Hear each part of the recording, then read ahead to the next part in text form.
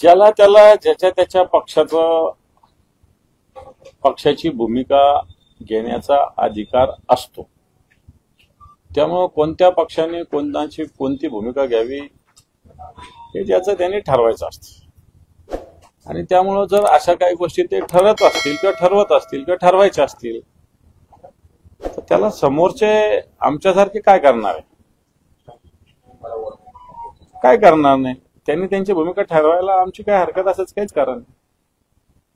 पण महाविकास आघाडी एकत्र होती, येणाऱ्या निवडणुका एकत्र लढणार अशी सगळ्याच पक्षांचे नेते इंग्रजी पुढचा पक्ष त्यांचा पक्ष बोलत होते आणि या सगळ्यानंतर तुमच्या दोन्ही पक्षांमध्येच मतमतांतर झाली आणि आता असं निर्णय होतोय. कुठेतरी महाविकास आघाडीला ब्रेक पडत नाही. असं कुठे होत नाही. आता ज्या निवडणुका आहेत इथे मेजॉरिटीनं ठिकाणी बहुसंख्य ठिकाणी महाविकास आघाडी झालेली आहे. कारण एकाच एक उमेदवार स्थानिक राजकारण जर बघितलं तर सगळ्या ठिकाणी भारतीय जनता पार्टी असेल, शिंदे गट असेल यांच्या विरोधात सगळीकडे महाविकास आघाडी होतीये.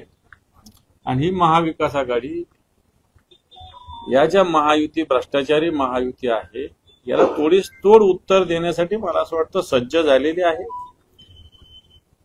ही मांडलेली भूमिका ही जागा वाटपातील दिरंगाई किंवा वेळ,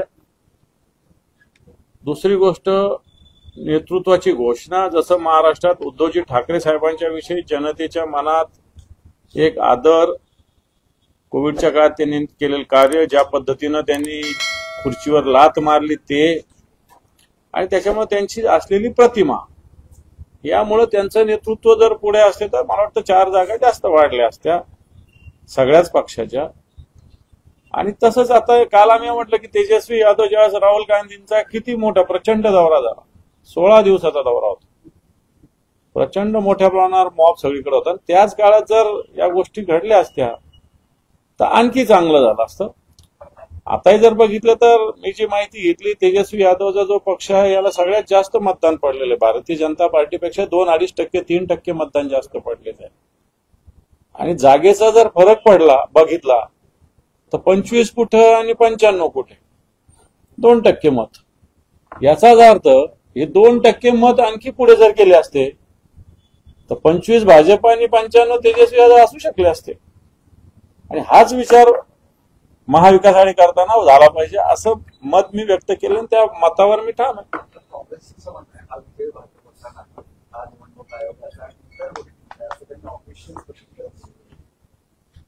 हे बघ, कधी ना कधी तर लढाई लढावंच लागेल ना या सगळ्या विषयाचा. निवडणूक आयोगाचा जरी असेल तरी याच्याविषयी लढा द्यावाच लागणार आहे.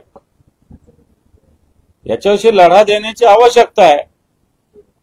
त्याच्यामुळं आपण असं म्हणून कार्यकर्त्याचं मनोबल कमी करतो असं मला तरी वाटतं. निश्चित मतमोजणी असेल, मतदान असेल, या प्रक्रियेत गोंधळ आहे, प्रशासनाचा दबाव आहे, परंतु शेवटी कार्यकर्ता असेल, जनता असेल, याला आत्मविश्वास देण्याची जबाबदारी ही नेतृत्वाची असते.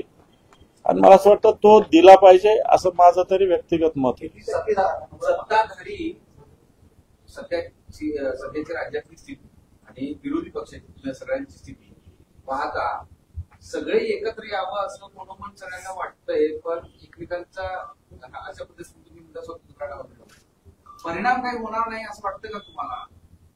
असं नाही. आता ह्या नगरपालिका, महापालिका, जिल्हा परिषद या स्थानिक निवडणुका आहेत. याच्यात कार्यकर्ते सगळ्याच पक्षाचे यांच्या तीव्र इच्छा असतात. आणि सगळ्यात महत्वाचं, मागच्या काळात निवडणुकींना तब्बल 3-4 वर्ष, याचाच अर्थ 2 निवडणुकाचं पेंडिंग याच्यात. त्याच्यामुळे एक आधीची पिढी आणि आता एक नवीन पिढी या सगळ्या निवडणुकांना इच्छुक आहे. तेव्हा राजकीय पक्षांना त्यांच्या इच्छेला मुरड घालणं हे अवघड जातं. आणि म्हणून स्थानिक निवडणुका वेगळ्या असतात, विधानसभेच्या वेगळ्या असतात आणि लोकसभेच्या वेगळ्या असतात. तर स्थानिक निवडणुकांमध्ये सगळ्याच पक्षांनी ज्याच्या त्याच्या स्तरावर, स्थानिक स्तरावर निर्णय घ्यावा असं ठरवलेलं आहे.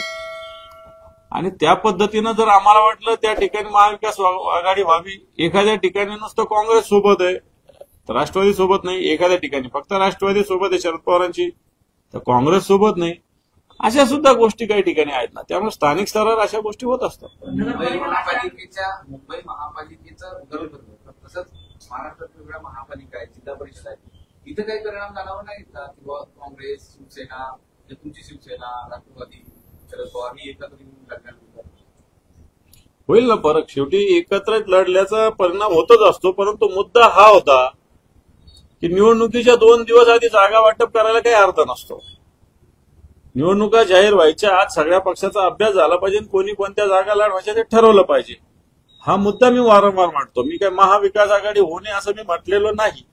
मी असं म्हटलेलं आहे की निवडणुका आता महानगरपालिका जानेवारीत होणार आहे ना, चला आता 1 नोव्हेंबर एंड पर्यंत, डिसेंबरच्या स्टार्ट पर्यंत आपण बसलं पाहिजे, जागा वाटप केलं पाहिजे अन्य ठिकाणी. तसंच जिल्हा परिषदेनं केलं पाहिजे. नाही तर आपण फॉर्म भरण्याच्या शेवटच्या दिवसापर्यंत जागा वाटप करतो, कार्यकर्त्यांना वेळ मिळत नाही, सगळ्या गोष्टी साधना असतात, बाकी जनतेचा संपर्क असतो, कार्यकर्ते जागा वाटपाच्याच गोंधळामध्ये अडकलेले असतात. आणि वाटतं या प्रक्रियेला कुठेतरी ब्रेक दिला पाहिजे या सगळ्या महाविकास आघाडीमध्ये. नगरपालिकेला सध्या काय मग स्वतंत्र लढता आघाडी केलेली काय? काही ठिकाणी आघाडी आहे, काही ठिकाणी स्वतंत्र आहे. आघाडी व्हावी असा पूर्णपणे प्रयत्न आम्ही करतोय, पण नाही झाली तर स्वतंत्र लढावं लागेल, हे तितकंच खरं आहे. किती टक्के जागांवर तुमची आघाडी म्हणजे असं म्हणजे आता महायुतीत जास्त नाही, 50% जागांवर त्यांची महायुती झाली, 50% ते वेगळे जातात. तुमचं काही वेगळं नाही, आमचं त्याच्यावरती झालं. आमच्या जवळपास 70-75 ठिकाणी महाविकास आघाडी होतीये. मी तुम्हाला उद्या सकाळी पूर्ण चित्र मराठवाड्याचं तरी क्लिअर सांगू शकेल. महाराष्ट्राचं माझ्याकडे सध्या माहिती नाही, परंतु मराठवाड्याची पूर्णच्या पूर्ण 52 नगरपालिका नगरपंचायतीची माहिती मी उद्या तुम्हाला देऊ शकेल. परंतु ओव्हरऑल सगळ्या ठिकाणी 2-4 ठिकाण सोडलं तर महाविकास आघाडी होतीये, एवढं मी तुम्हाला 100% सांगतो. काँग्रेस वंचित सोबतची बोलणी सगळी चालू आहे. काँग्रेस नांदेड घोषणा केलेली, बाकी ठिकाणी पण प्रक्रिया चालू आहे की अंतिम टप्प्यात. मग याच्यासोबत शिवसेना असणार आहे कसं नाही? काँग्रेसच्या वाट्याची जागा काँग्रेसनी कोणाला दिली तर आम्हाला काय करायचं त्याच्याशी? काँग्रेसच्या वाट्याची आलेली जागा, समजा आमच्या जागा वाटपात 100 जागेपैकी समजा 25 जागा काँग्रेसला आल्या, त्यांनी त्यातल्या 5 जागा 10 जागा वंचितला दिल्या, तर आमचं काही अडचण असायचं काही कारण नाही. हा, आमच्यातला शेअर द्यायचा का नाही द्यायचा ठरवणं तो आमचा अधिकार राहील, परंतु काँग्रेसच्या याच्यातला शेअर काँग्रेस द्यायला काही आमचं काही कुठं अडचण असायचं काहीच कारण नाही. वंचित सोबत घ्यायला मला काही हरकत नाही. हे पाय, ह्या स्थानिक निवडणुका आहेत, मी वारंवार सांगतो. याच्यात आम्ही फक्त एवढं ठरवलेलं आहे की जे सत्ताधारी पक्ष आहेत यांच्याबरोबर कुठे अलायन्स करायचं नाही, एवढं आमचं स्पष्ट धोरण आहे. अब्दुल सत्तारच्या विरोधामध्ये काही धोरण आहे का? अब्दुल सत्तारच्या विरोधामध्ये सर्व पक्ष एकत्र आहे. कोणत्याही व्यक्तीविरुद्ध आमचं धोरण नाही. आमचं धोरण विचाराच्या विरुद्ध आहे. कोणती व्यक्ती असो, ती कशी असो, त्याच्या व्यक्तिगत याच्यात आम्ही जाणार नाही, भले अब्दुल सत्तार जरी असले तरी. हा, पण हे जे सत्ताधारी पक्षाची जी विचारसरणी आहे, तत्व आहे, सगळं संविधान असेल, लोकशाही असेल, हे गुंडाळून ठेवणं असेल, सत्ता संपत्तीचा वापर असेल, या विचाराच्या विरुद्ध आम्ही एकत्रित येत आहोत आणि येत राहू.